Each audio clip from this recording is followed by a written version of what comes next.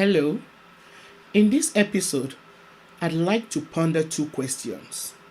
Was ancient Egypt influenced by other parts of Africa? Two, what did ancient Egypt look like? And I'd like us to start by taking a closer look at the origin of ancient Egypt.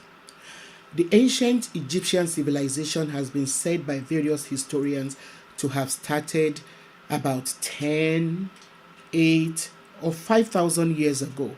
The jury is still out on trying to figure out precisely when it started. What is important to note here is that it is the earliest recorded civilization. It is said to have lasted more than 3,000 years and was divided into two kingdoms spanning 30 dynasties. It is believed to be the oldest of all civilizations.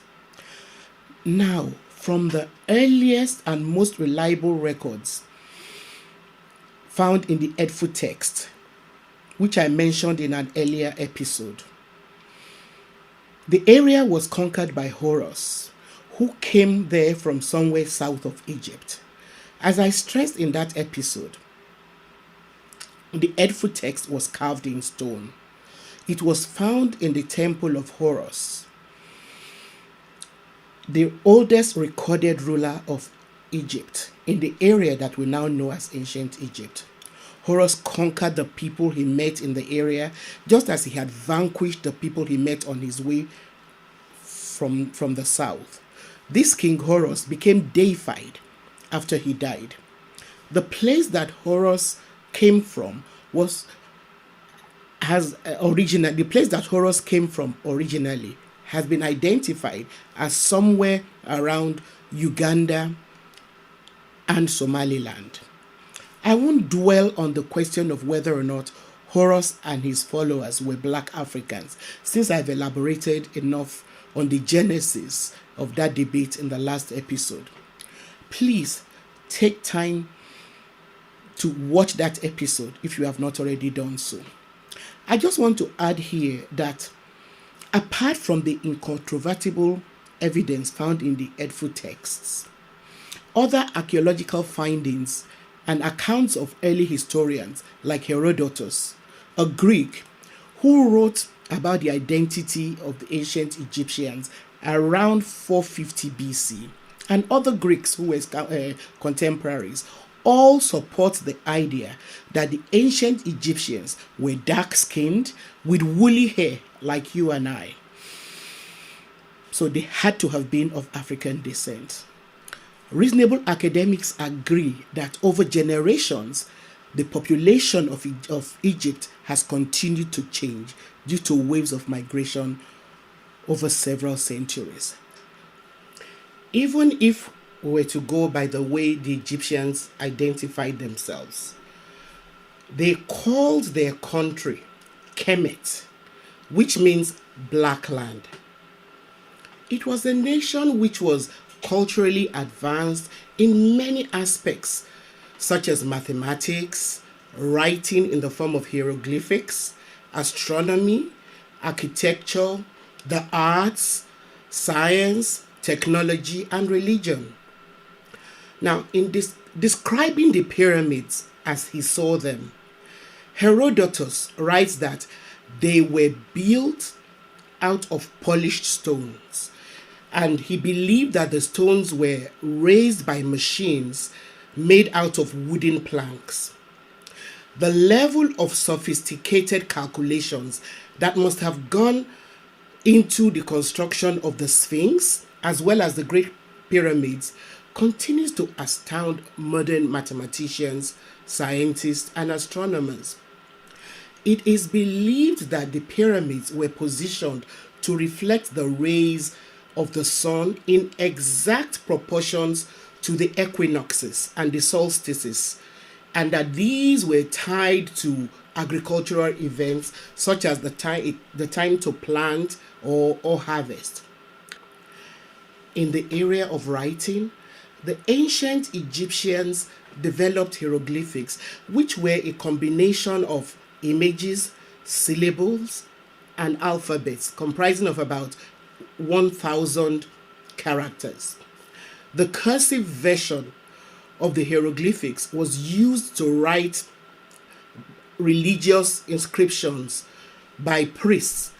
They used it to write on papyrus, the very first kind of paper that that were used to write. Papyrus was made from a plant which grew only around Egypt. So the priests used hieroglyphics to write on papyrus and wood. These priests were also the chroniclers and keepers of records. They were also healers of the sick, embalmers when people died, and they were sculptors, musicians, lawyers, lawmakers, and teachers. As such, they controlled not only the religious but also the intellectual life of ancient Egypt. Now, at the height of ancient Egypt's glory, in cities like Thebes, there were magnificent mansions built by the wealthy, some of which had as many as 50 rooms. Their mansions were decorated with elaborate paintings, expensive furniture, and sculptures made from bronze, ebony, and ivory, which must have come from the African continent. This is also another proof of the interconnectivity between Egypt and the African interior. Cities in ancient Egypt had well laid out avenues lined with trees. The magnitude of the pyramids has led some historians to suggest that the only way that they could have been built was through slave labor. As such, they concluded that slavery must have been widespread in Egypt. However, other historians who have studied the period, like Flinders Petrie, challenge this theory. Flinders Petrie's position is that what was in place in Egypt was a system of serfage, and that this made slavery unnecessary. I believe that what he means by serfage is similar to a system which obtained in most parts of Africa until modern times. Let me illustrate. The Yoruba of southwestern Nigeria practiced the Iwafa system, which, though a system of servitude, guaranteed certain rights and protections. It was also quite different from slavery. Iwafa was a system of indenture used by the poor to alleviate poverty and sometimes gain apprenticeship.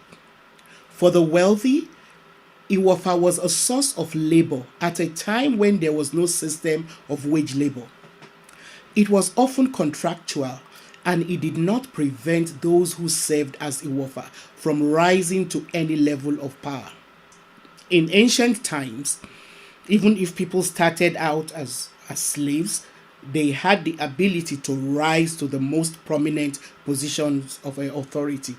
Even outside the Yoruba, there are examples from other ethnic groups. Another example is the story of Jaja of Opobo from southeastern Nigeria. Jaja was an Igbo slave.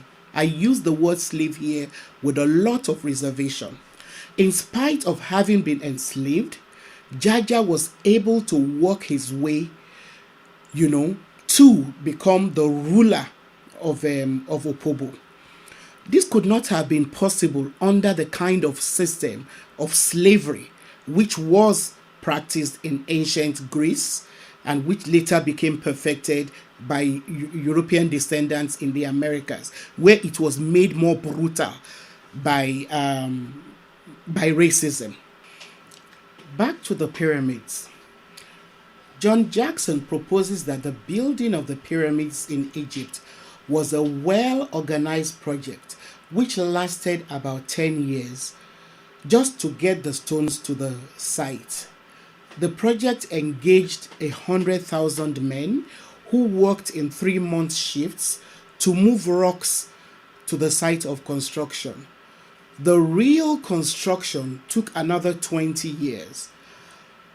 Relying on information supplied by Herodotus, who is considered as the father of history, Evidence Pt2 also concludes that with the kind of organization that was in place, the builders of the pyramids were very well organized and managed the project so well that all they needed to do was to conscript men twice in their lifetime to work for 3 months at a time, during which they earned a decent living and gained technical expertise.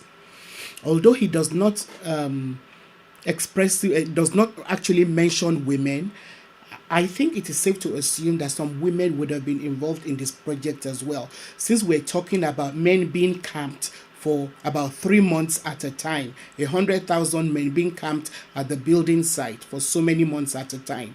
It is safe to conclude that there would have been women as part of the camps that built the pyramids. Now, during this period, priests who were very highly educated controlled most intellectual and important aspects of life in Egypt.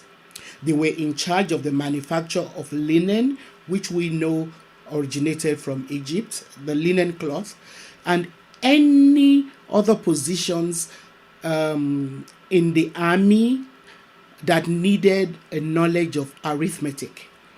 They served as royal chroniclers, keepers of records, engravers of inscriptions, physicians or healers, pharmacists, embalmers of the dead, lawmakers, lawyers, sculptors, and musicians. In short, they were in charge of most skilled labor. Imhotep, who I mentioned in the last episode, was held in very high esteem as a vizier, a high official under Zosa, who reigned between 5345 and 5307 BC.